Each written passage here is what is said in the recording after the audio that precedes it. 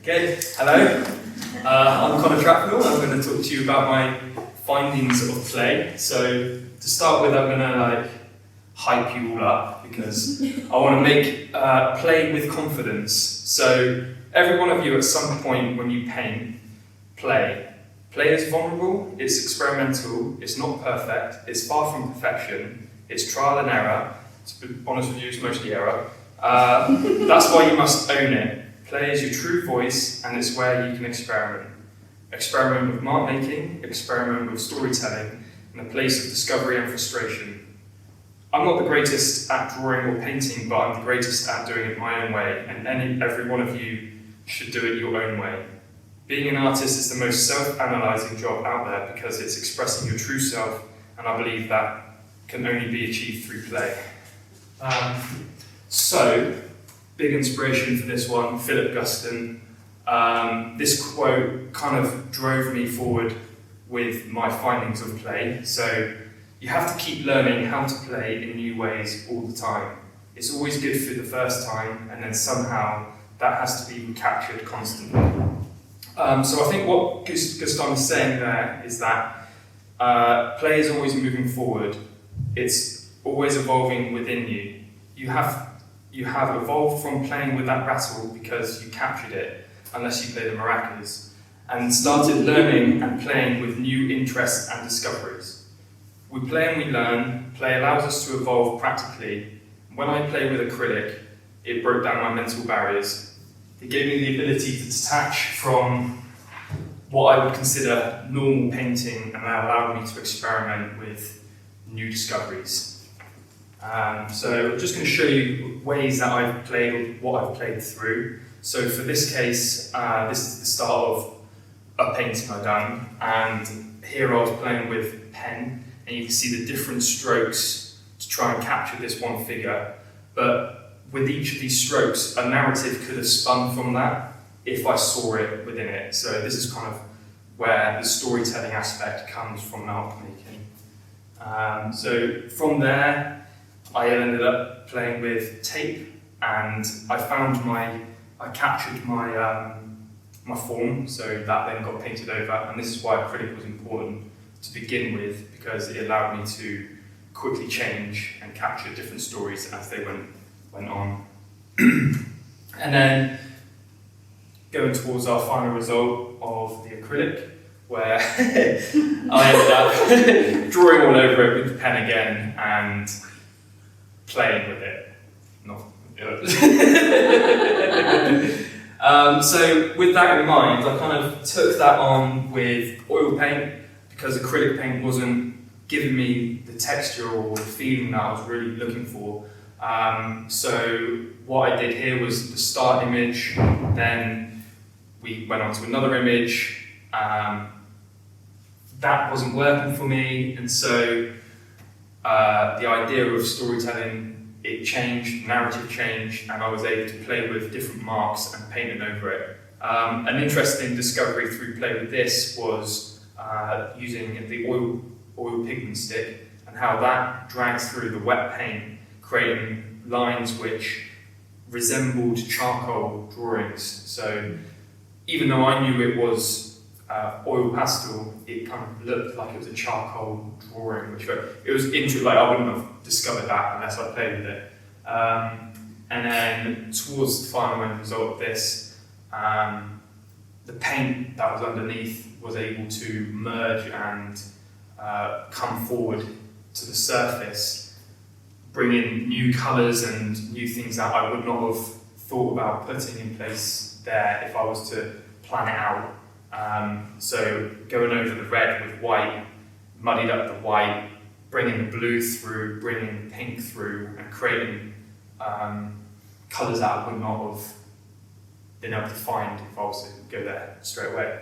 So what I want you to do is we're going to draw a narrative, but I was going to get you guys to follow my narrative, but because it's play, I want you guys to play. I've got some kids' crayons here, and we're all going to start from the same start spot, so we're all going to draw a circle, and then from there, with what time we've got left, we're going to play until we find a narrative, and then we're going to see how each of you play and how that story can develop differently between all of you. So if everyone comes up, push this TV back. Take a... we'll just put them there. Don't fight over it. And all of you have to start with a circle, anywhere on the page, whatever size, whatever position. Good. Go for it. Go for it. Yeah. And we're going to see your narrative. So from there, we're going to create a story. Yeah, I'm going to say things that I've found out is not to worry about your image, to if it's a person, just make it look like a person whatever way, quickest time we can do it, because we have only a few minutes left. We're not talking then, we're just drawing. Just draw. Yeah. Just drawing whatever we want. Whatever we want. Can we change colours? You can change colours, but I want to really see where your story goes. So you're just going with it. If you'll go sit down now, I'm going to ask you a question. It's alright, it's alright. I just want to ask each of you a question. You can finish it off afterwards. I'm going to take a photo.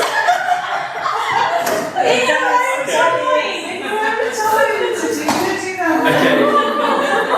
I just want to see if a story evolved in each of your minds. So, Ruby, was there anything you were thinking of very briefly at the start when you started drawing? Like, was there a story that hit your head? It was a jellyfish, and Okay. it was getting out and getting into everyone's connections. Brilliant.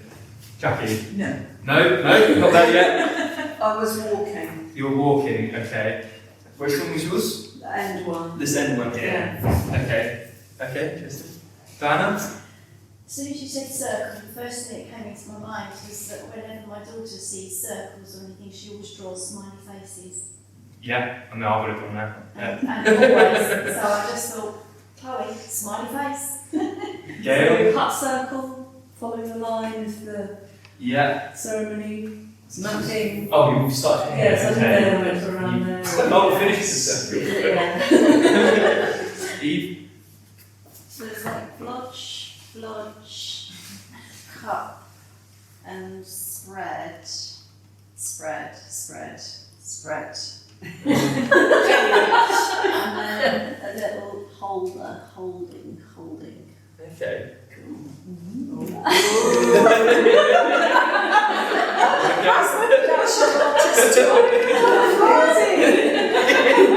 Tell the story. Please. Psychoanalyst counselors session. I think for me, I was just enjoying myself. Okay. I was just thinking of play, and Yeah, I was that's it, also that's thinking, I was having a great time, and I was frustrated by the limitation of the paper, and I did not allow myself to draw on the wall, and I'm annoyed with myself. Seeing that other people do it. Alright, amazing, thank you very much.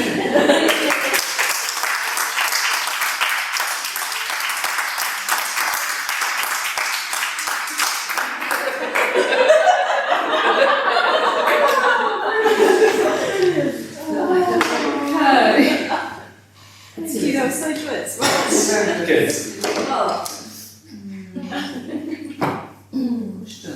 Let's go back to the Yeah. to the assessment mindset. Assessment mindset. Right. Okay. No, it's good, that's fine. Very good.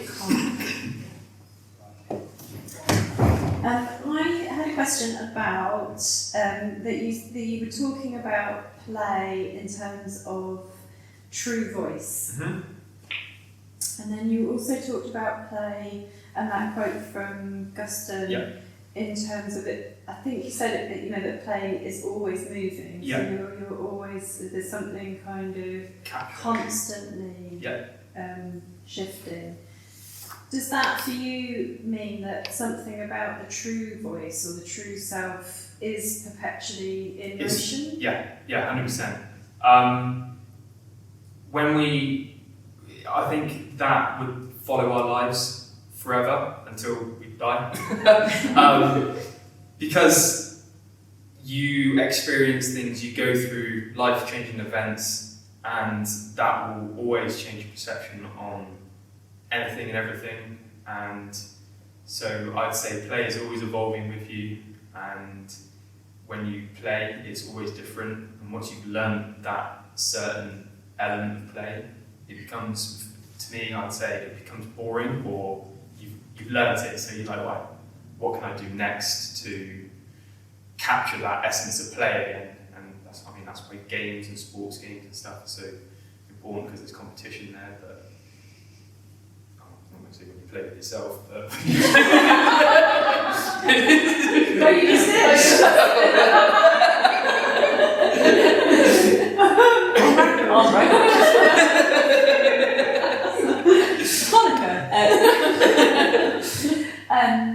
I'm quite interested in this idea. I think in terms of the play, and I wondered whether I think what was quite interesting about it was the fact that you actually, instead of just giving us a piece of paper and a pen to work with, you actually had a prompt. yes. So I wonder whether you could talk a little bit more about that, whether there is something behind that. Yeah. I wanted to see a story develop from the prompt. So the prompt was a circle, and in my head, I might have gone for a face and then I wanted to see where the story would have taken me from that. So the circle was an easy shape which is quite recognisable, and people can see it as a sun or a head or an eyeball. And I just wanted to see how people would create a story from a circle and where people went from that. Because I was going to get you guys to draw along with me, so you were going to follow my story, but I thought it would be much more interesting to see your stories develop from that circle. So, I mean, we've got a face, and I think that it started as a bit of yin yang for me, but it was just interesting, flowery looking thing, even if it isn't, but that's kind of why I wanted to start with a circle. Could have been a triangle. And do you feel, I'm kind of, I think maybe it's more a question to really to consider for a bit later, is in a way of whether what happened in the room, whether it's what you have expected, and where would you think you would take this next? Yeah. And where would you maybe see, like where could you apply this in the outside world? Yeah, as interesting. well? Yeah. It didn't turn out how I expected. Okay. Everyone ran off with their own ideas, but that's the point of it. It was like the play. So, but yes, I will. I think really quick question. So there was this moment where you talked about, because the shift in materials, you described that was an important part of the last 12 weeks of research. And there was this moment where you were working with the oil pigment sticks dragged through wet paint, and it looked like charcoal. Yep. Is that also, so there's the sense of authenticity in relation to the self and kind of your voice. Yep. But is there also play in masquerade, in that kind of like one thing looking like another thing, or so something that that developed through the crits that we were doing, because my perception of what I did played differently in my head to what was shown, and I guess that was more imagery. But with materials, I mean, the oil pigment stick and that draw through the wet paint was the thing that kind of unlocked that things might look different to other people with mark making. So yes, it was new to me, that, and that idea is to be played with. And on that note, Thank you. Cool, that was fun. I'm going to leave the photos or images of what people drew throughout that artist talk at the end of these questions that I'm going to answer. So if you want to stick around and listen to the answers to these questions, by all means do. If not, just skip to the end and you can see some of the images that the other artists created from my artist talk. So yeah, let's start with the first one. So one of the questions I want to elaborate on, where would I take this next? So right as of now, a lot of these ideas and this process of play is very new to me, so it's quite exciting in that way. I've been doing a lot of sketches with the mindset of allowing play to be at the forefront. So from those sketches and the mindset of those sketches, which I'll also show you here right now, I want to do a series of paintings which I need to test this theory of play that's in my mind. So I've got a lot of ideas, a lot of paintings to come out of this, and a lot of experimenting. So that's where I'm heading to at the moment with the idea of what's next. Of course, after uni, I'm looking at going feet first into the outside world, get a studio, and just see what happens, see if I can produce anything and keep on this bandwagon. Next question was, where would I apply this in the outside world? Ooh, that's a big one. So like I just said then, would be getting a studio and developing my practice. I'd quite like the idea of contacting a few people and seeing if they want to work with me. I think for me, I'm going to keep on this bandwagon of play. I'm really enjoying it. It really fits who I am. I'm quite a playful character. My artwork is quite playful. Within the video, I did enjoy having people paint and draw along with this idea of play, and that it was interesting to see where people were going with play, because in my head it's completely different, and that realization that everyone's play is different was eye-opening from that experience, because what they did is what I wouldn't have done. But of course I wouldn't have done that because that's not my kind of play. But it was eye-opening, and it has made me think about if I was to do research, I'd quite like to, or it's going down like maybe a teaching route, but not teaching in the sense of like I'm going to teach how to paint. I kind of want to just give people the experience of play and see where that takes me. So it's quite an open, I've got a lot of directions I could go with that.